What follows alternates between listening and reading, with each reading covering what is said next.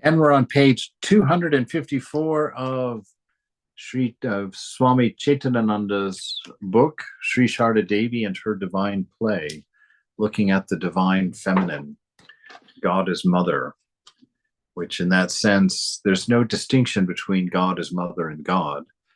It's just that we're adding an attribute to the divine and calling her mother because she has appeared as mother with this incarnation. In Hinduism, it seems that every time God incarnates, and he's incarnated many times, I think the official number is either 8 or 10, uh, has been coming, and each time he incarnates both as a man and a woman. And so in the incarnation of Jesus, they recognize the Divine Mother, Holy Mary, as being God as mother, or in Catholicism, the Mother of God, which is an interesting idea. So we're on M's stories of Holy Mother, and M is Mahendra. He's the one that copied down all of his notes from any time he spent with Sri Ramakrishna. So that's where the Gospel of Sri Ramakrishna comes from. And so tonight we're going to look at M's stories of Holy Mother. On different occasions, M recounted stories about Holy Mother to the devotees. These stories were recorded by Swami Nityananda and are described here. When the master passed away, the Holy Mother said, "His gross body is gone, but his spiritual body exists eternally." Once Thriday teased Holy Mother, saying, "Aunt, if you call me Uncle Father, I shall give you 5 seers of Sandesh." Holy Mother replied, "You will not have to give me Sandesh. I tell you on my own that he is my father, mother, guru, friend, and husband. He is everything to me." She found the master in every type of relationship. What faith she had. This, and we as disciples have been taught that, the 5 different relationships that we can have with God. And I really like this ideal even more so. I think it's probably the next step where you see the master in every type of relationship, where you understand that the differences in relationships is really a splintering of a single truth, a relationship that loves us as a lover, as a mother, as a father, as a brother, as a child, that we actually have all of those all the time. That is the love of God, the nature of the love of God. And as we progress in that knowledge of that love, as our faith grows through the acceptance of grace, as we begin to approach the divine, and we get touched more fully each time, not just as a mother, not just as a father, not just as a brother, but that we feel God touch us in the entirety. It's that embrace that in which we lose ourselves, lose our egoism, lose our boundary, and reunite again. And what a memory that will be. I like the idea that we actually remember subconsciously somewhere in there is that memory of breaking our way from God, forming an ego self, and leaving that divine embrace, and being lost ever since, trying to find our way back, but just being lost in ignorance. And I can just imagine that time when that embrace comes back and that recollection of love comes alive again. And we remember, that has always been the truth. And what a beautiful thing that will be. Sometimes the master talked to Holy Mother in front of the Nahabat. Golap Ma, Yogin Ma, and Gori Ma occasionally stayed with her. Brinda helped her to do the household work. The master said to Holy Mother, "This mud hut of Kamarpur is yours. Live on spinach and rice and chant God's name the entire day." He gave Holy Mother his cottage in Kamarpur and 400 rupees. Mathur gave some jewelry to the master when he was practicing sadhana as a confidant of Radha. The jewelry was sold for 400 rupees, and the money was invested in Balaram's estate. It earned an annual interest of 30 rupees.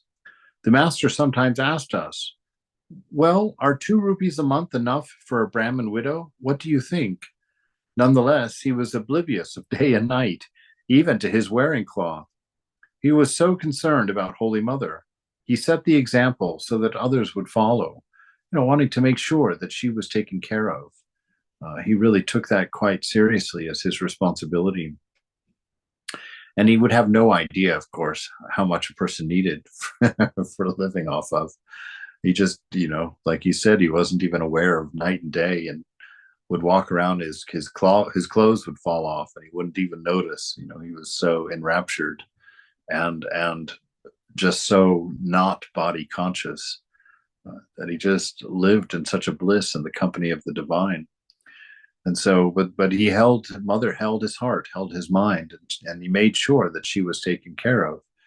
There was a rough part when she, as we've been reading, when he first passed away, because people didn't realize she didn't have money, and it was all kind of in chaos for a while until things settled down, and we saw that M really stepped in and helped, and Balaram really stepped in and really helped.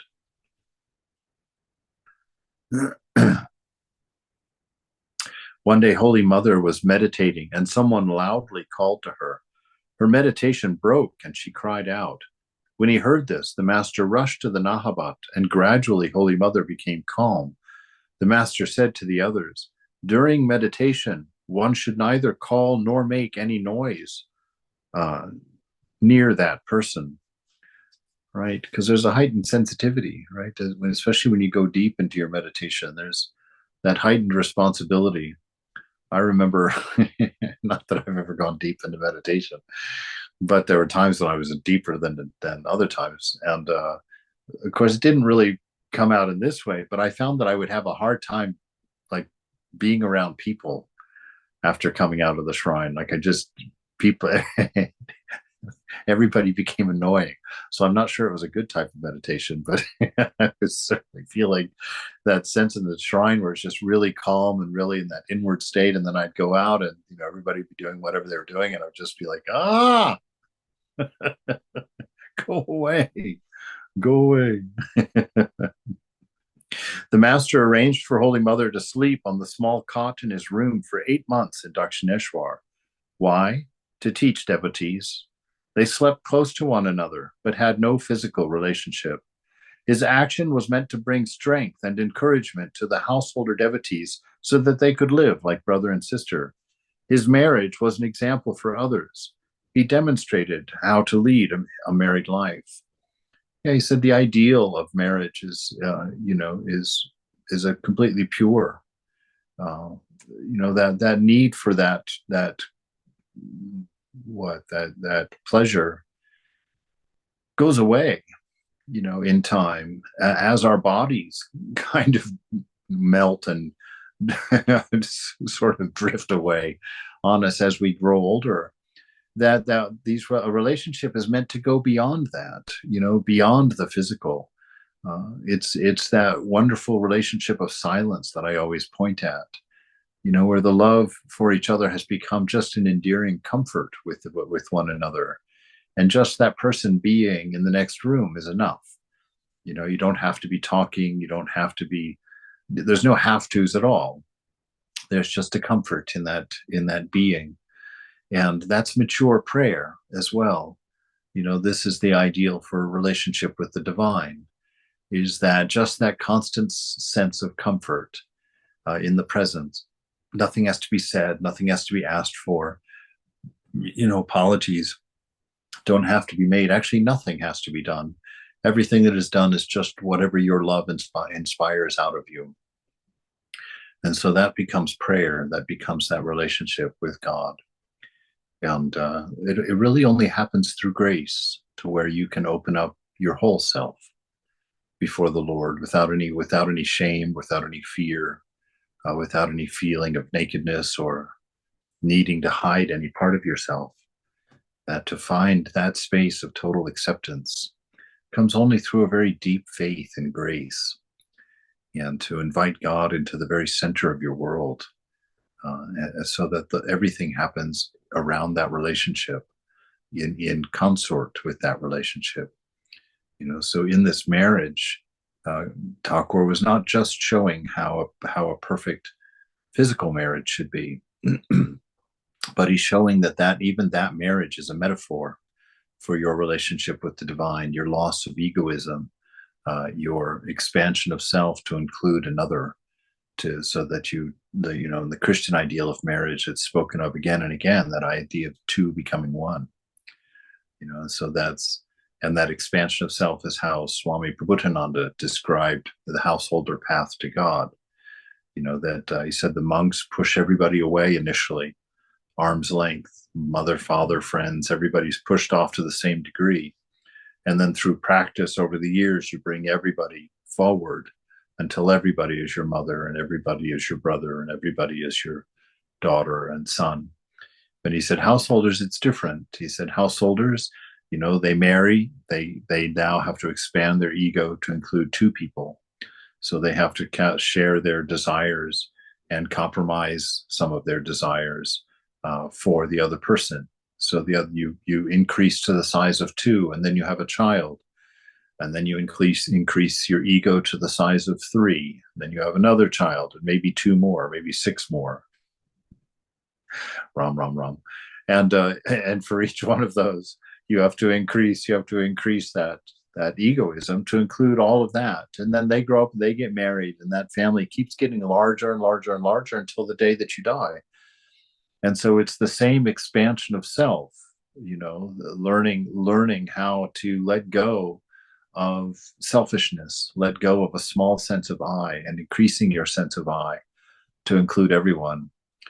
That's another beautiful thing Swami said to me in the early days. I remember telling him, after in the monastery, I'd been there like 6 or 8 months, I guess. And I was complaining to him. I said, Vedanta seems awfully selfish to me.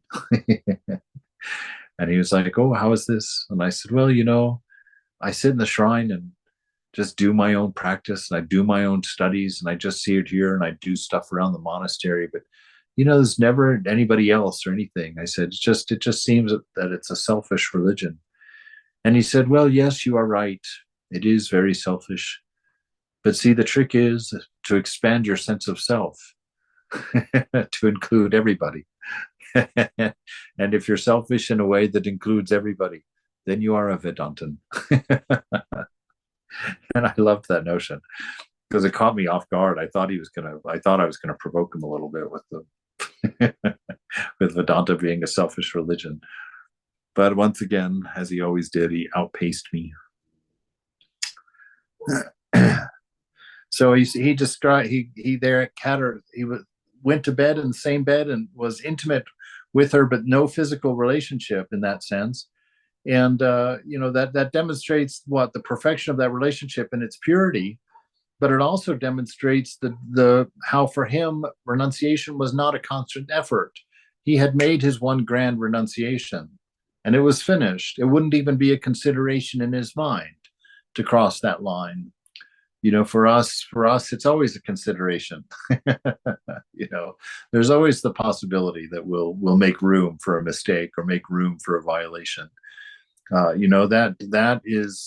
That's immature renunciation. And so really, as we renounce, really take a lesson from this, that renunciation in its ideal is an on and off switch.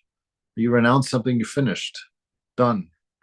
It doesn't even enter your mind. I saw Prabhupada do that, Swami Prabhupada do that through that whole the years that I lived there. I mean, every year his diet would become more and more restricted by his doctors because of his heart condition. Every year, more and more stuff was taken away from him. And once something went, it was like it fell off the planet. He was never mentioned it, never was tempted by it, never wanted it.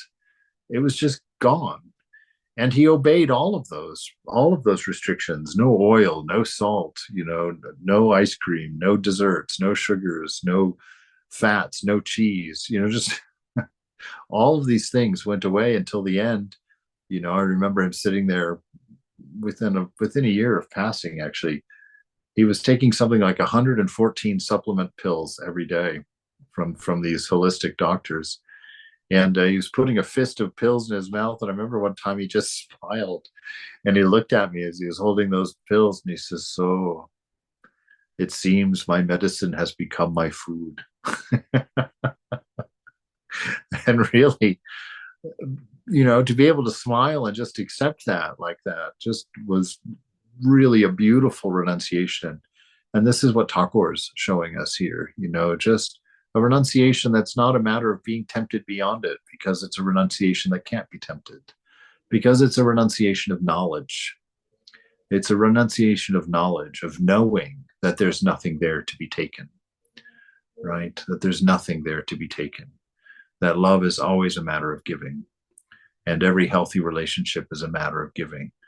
And in that relationship, I know in the Christian scriptures, I think it's in Corinthians, where he talks about a perfect marriage. And he says that the man's body does not belong to himself, but belongs to his wife.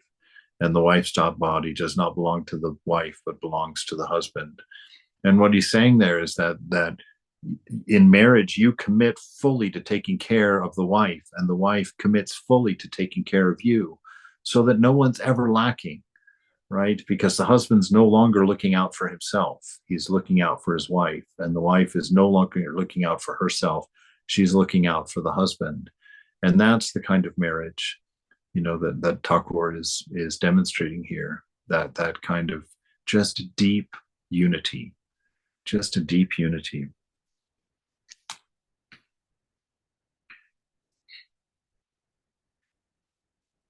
The master suffered in Dakshineshwar after Mathur's passing away. There was no one to look after him. He would eat cold, spicy food at 1 p.m. His mat was torn. His pillowcase and bedsheet were dirty, but his mind was on God. Gradually, his health broke down.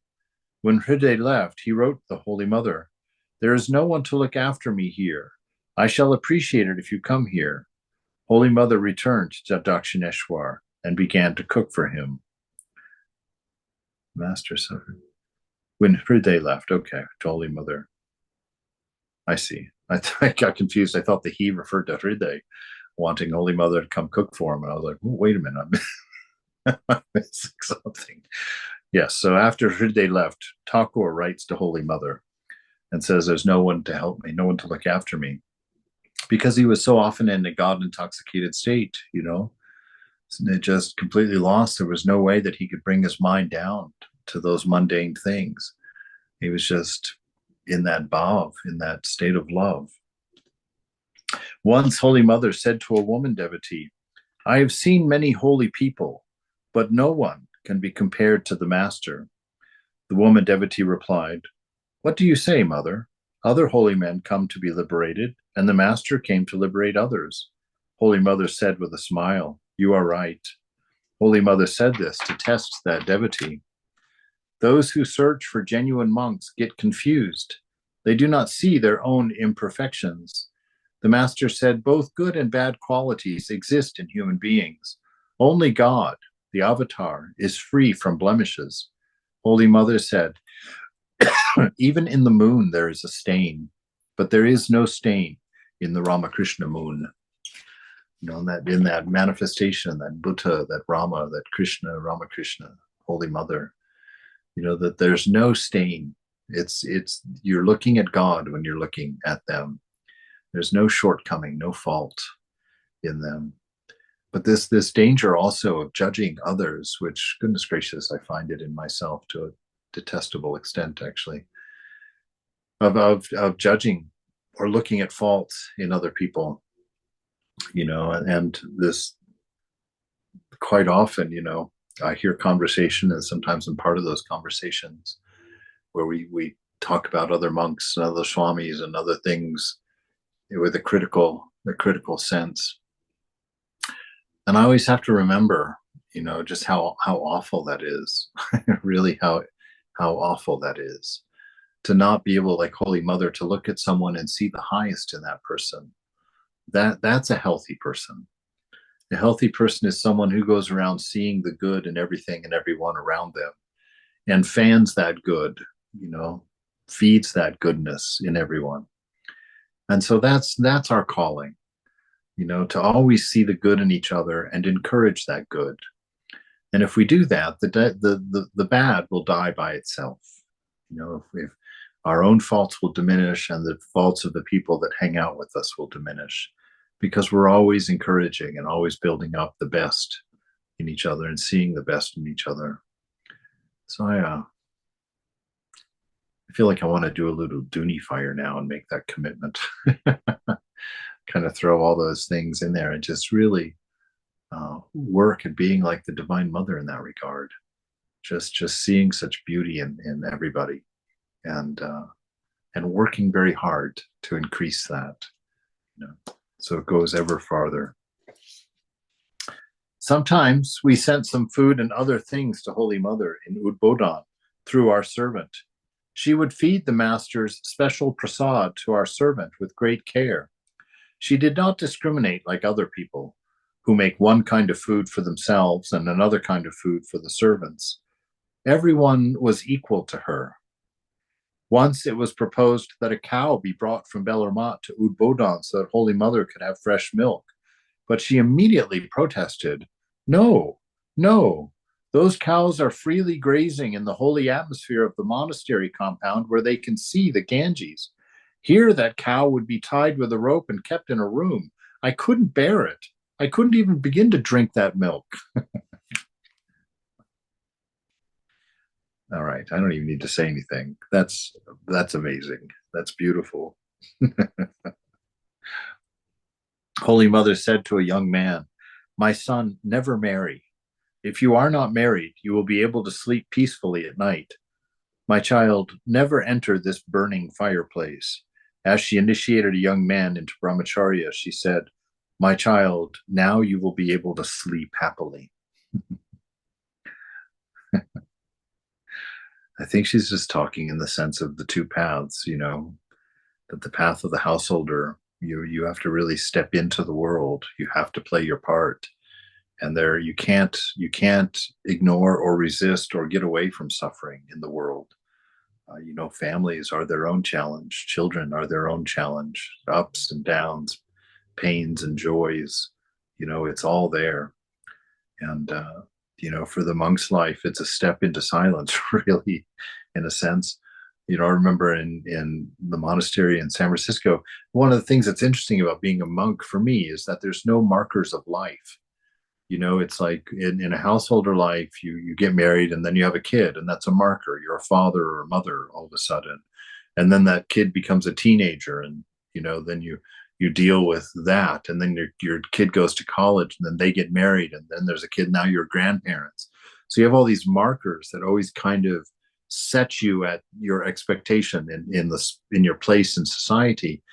And in the monastery, I just realized there's none of that. Like I sometimes think I'm quite a bit less mature than people who have been householders, because I haven't had to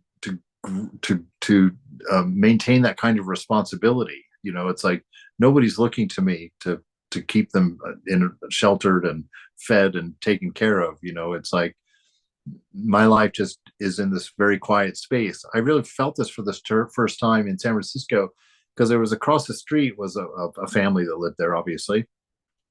And I saw that little boy when he was like a toddler out there with his parents, and then the next time I kind of noticed him, he was setting up a lemonade stand on the corner during this marathon that was happening in town. And I was like, oh my God, he's 8 years old. Wow, he's gotten so big. And then life kept going on. And then one day I looked out and I saw him getting into the convertible with his father, and his father giving him instructions on how to do the brake and how to do the gears. And I thought, oh, look, he's learning how to drive. He must be 15, now. And it's like, and then of course, one day I see him packing up a U-Haul and moving out of the house.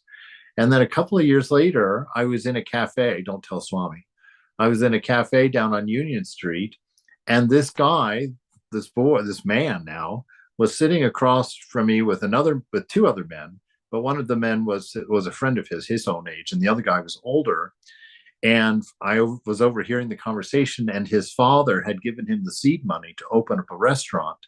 And the older man was the consultant for how to design that restaurant, and he was having the conversation with them of what atmosphere did they want, what kind of food were they going to sell, all of this kind of stuff. And it really hit me. I was like, oh my God, I've watched a person grow up. In my time in the monastery there in San Francisco. I was like, wow, look at that. I've seen this guy grow up. And I realized I still feel exactly the same. I'm always the guy looking out the window at the world, and I still feel that way. I still feel like I'm just watching all of this happen. That's why it's so important to me to be old.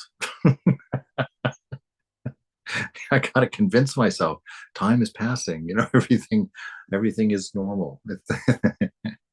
Everything's going on. But this, and this is what Mother's talking about. The householder can't stand in the window and watch the world go on. The householder is there having to take care of that boy and take care of that child and teach him how to drive and get him a business started and pay for his college and boom, boom, boom, boom, boom, all of those things, And so she's telling him as he's taking brahmacharya, now you'll be able to sleep happily. You won't have to worry about all of these things. Oh, how Holy Mother tied the devotees with her love and with her affection. Once in Jairambati, 5 male devotees went to get initiation from Holy Mother. One of them belonged to a low caste. He was asked by the others to sit outside because his presence might pollute the shrine. Oh my God, what an awful thing. He began to cry. When the Holy Mother entered the shrine, she found 4 men and inquired about the other person. They replied, he belongs to the washerman's caste. He is outside.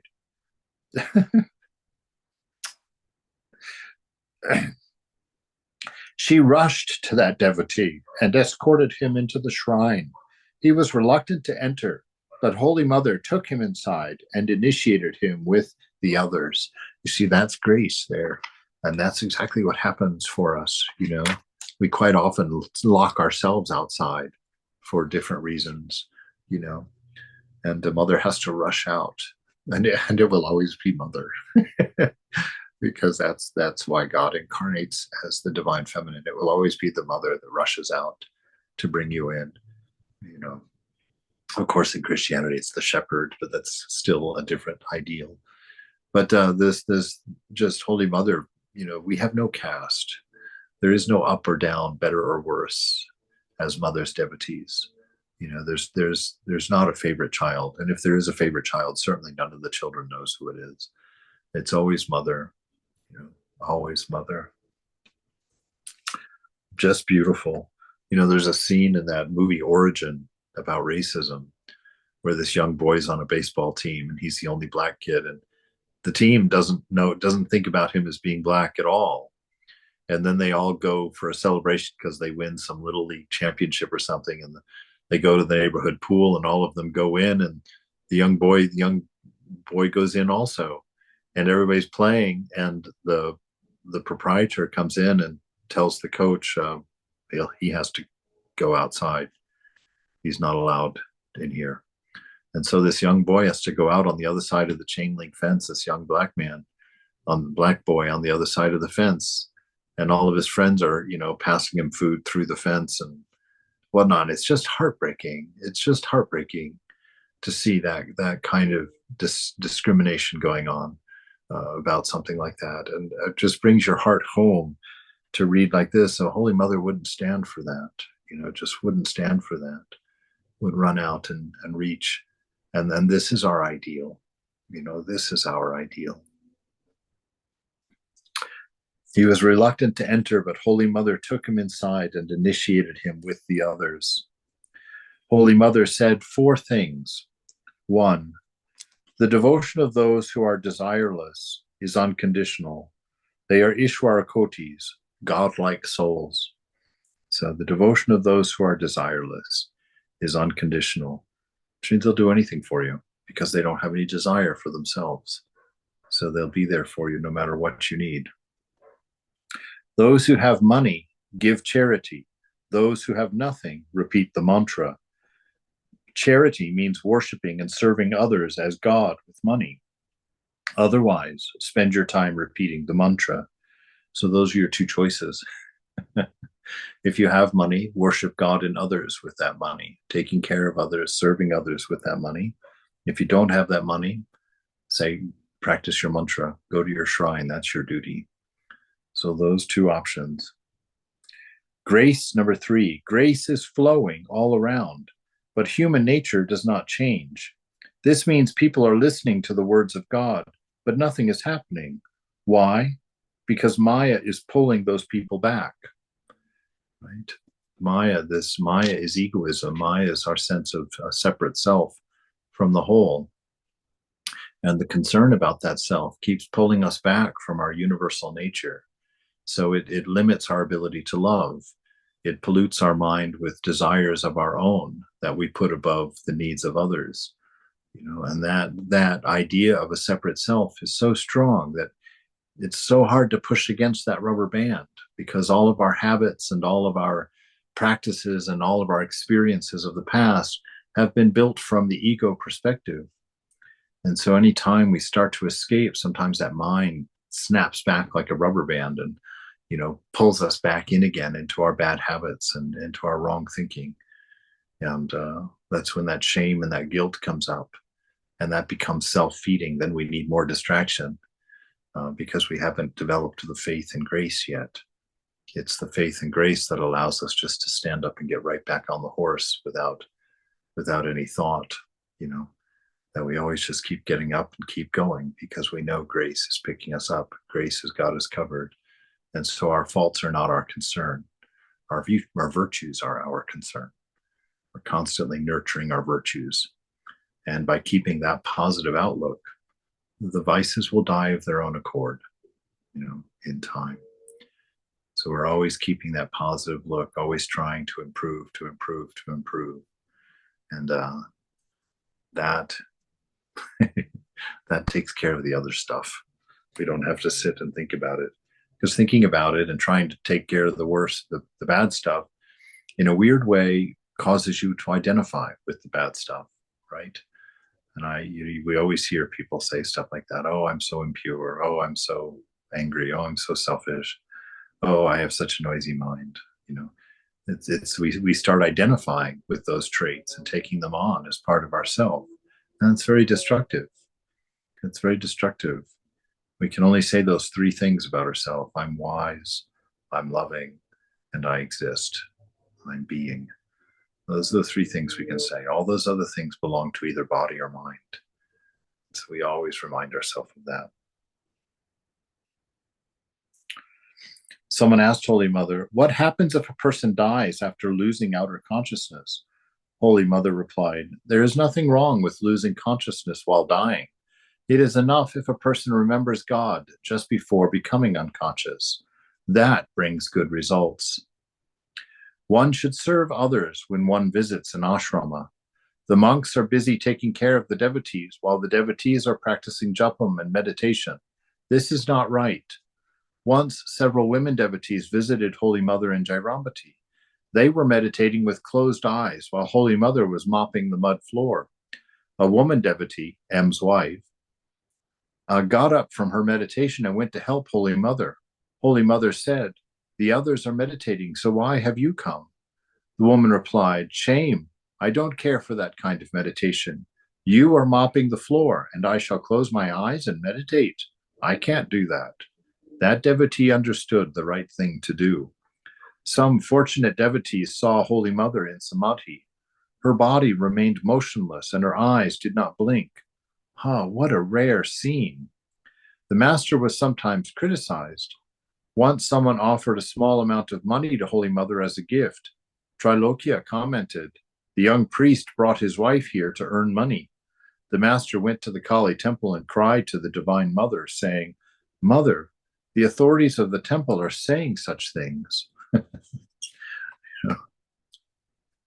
So that's marvelous. So that idea when you go to the ashram, yes, go and do your practice there for sure. But if there's something you can do, something you can help at the place, that's also practice. That's also beneficial to spiritual life. So keep that ideal in mind. Try try and do at least one thing that leaves the ashram in a better state than when you entered. Maybe in two ways, because certainly it's in a better state if you leave some meditation vibe in the shrine also. But it'd be nice if you swept the hallway or took the trash out or, cleaned the bathroom up or something while you're there. Certainly, I know the monks would appreciate it.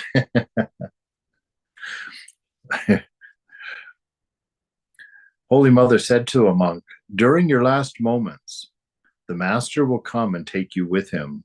You belong to him, so you will go to him. But if you want peace while living, practice austerities and meditate on him. Grace dawns on one who practices austerities. The Master's grace is not subject to any conditions." Holy Mother said, 1, to those who have taken refuge in the Master, he will appear at the time of death.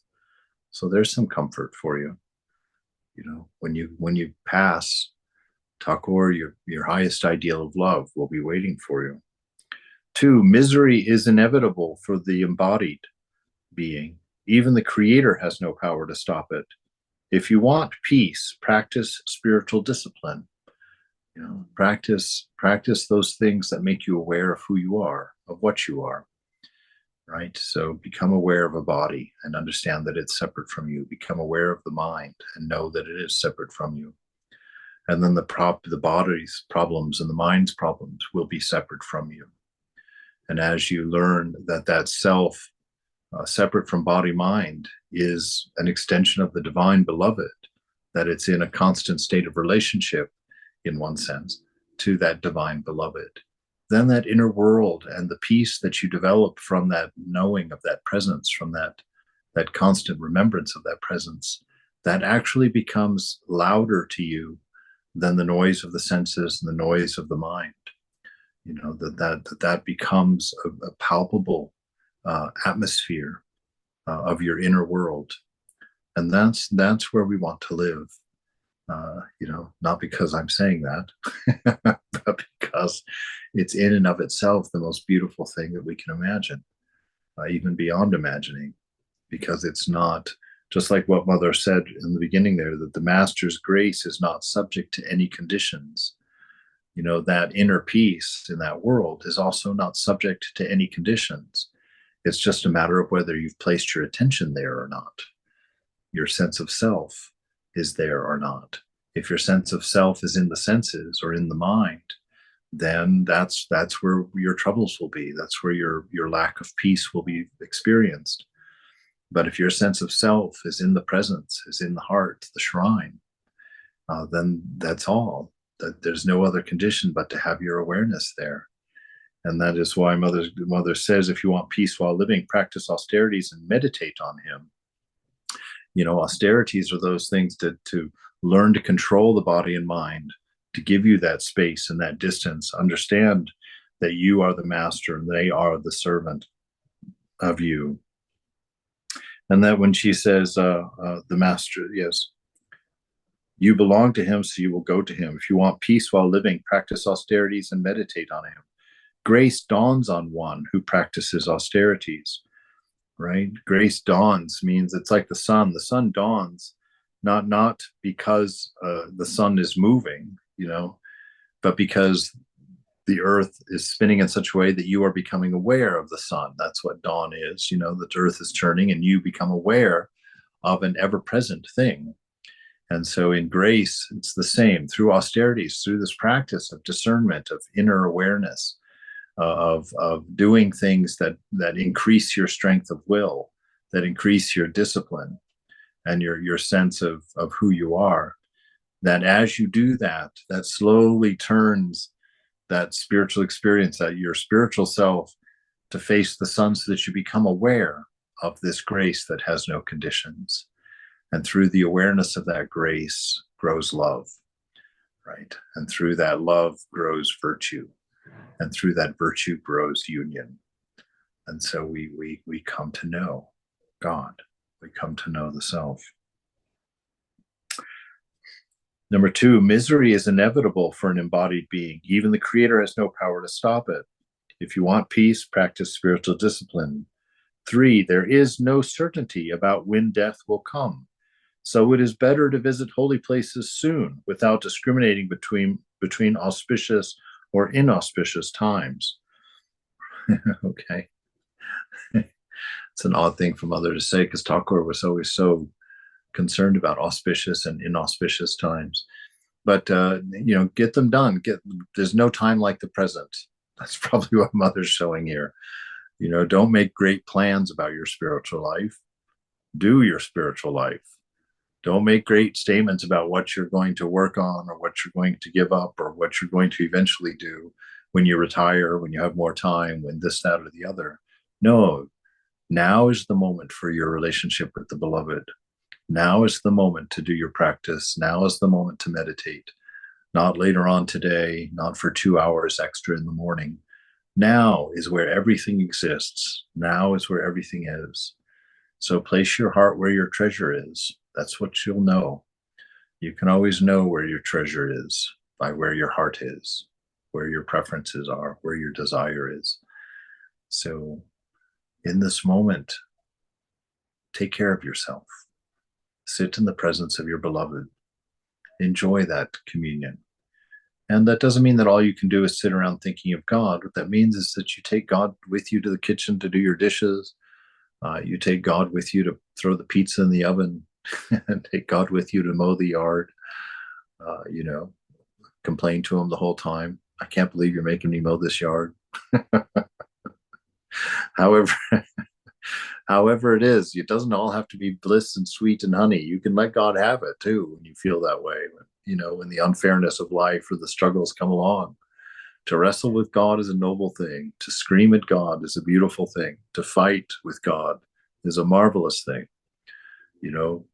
Until God gives you enlightenment, he deserves anything he gets from you. So be yourself, even with the divine. You don't have to hide yourself from him.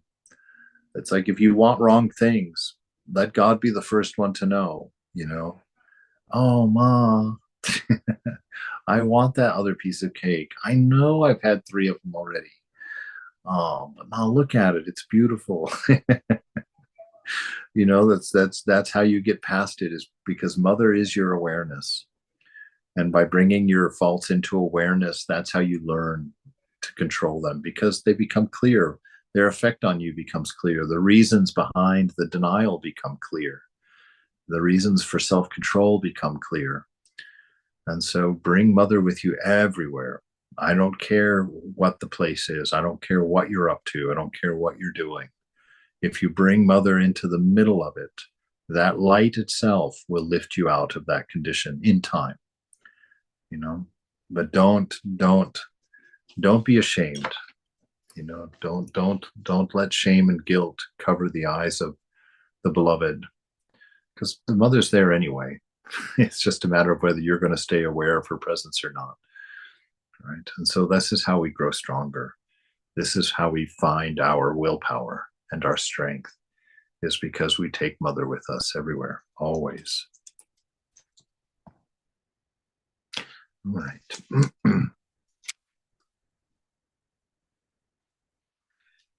4, someone asked, why is my karma not ending?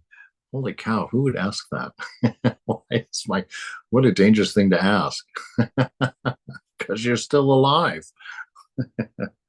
Why is my karma not ending?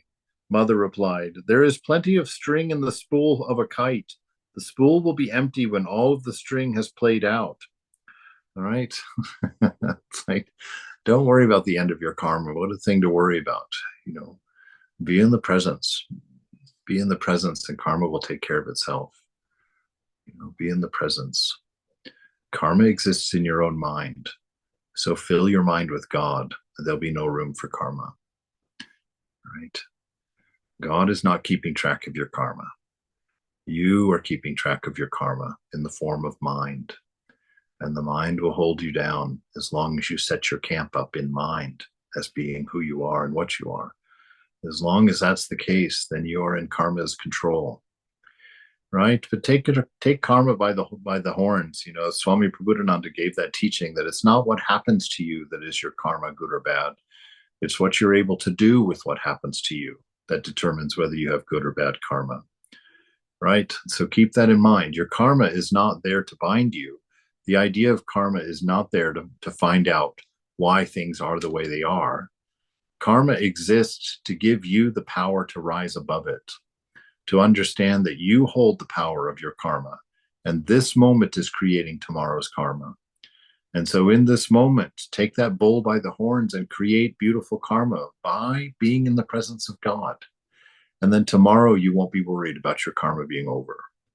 You know, don't live according to karma. Live according to your freedom. Live according to your freedom to be in the company of God at any time. All you have to do is remember that presence. Stay aware of that presence. So live in that. Don't talk about karma. Don't worry about karma. Don't do things to get out of karma. Don't do things to get good karma. Don't live that way. Live in the moment. Live in freedom and walk with God. That's all that's necessary. What does God require of a man? But that he enjoys his work and walks humbly with his God. That's what it says in the Old Temple, in the Old Testament. You know, what does God require of a man? Only that he enjoy his work and walk humbly with his God. That's all you have to do. You don't have to worry about karmas.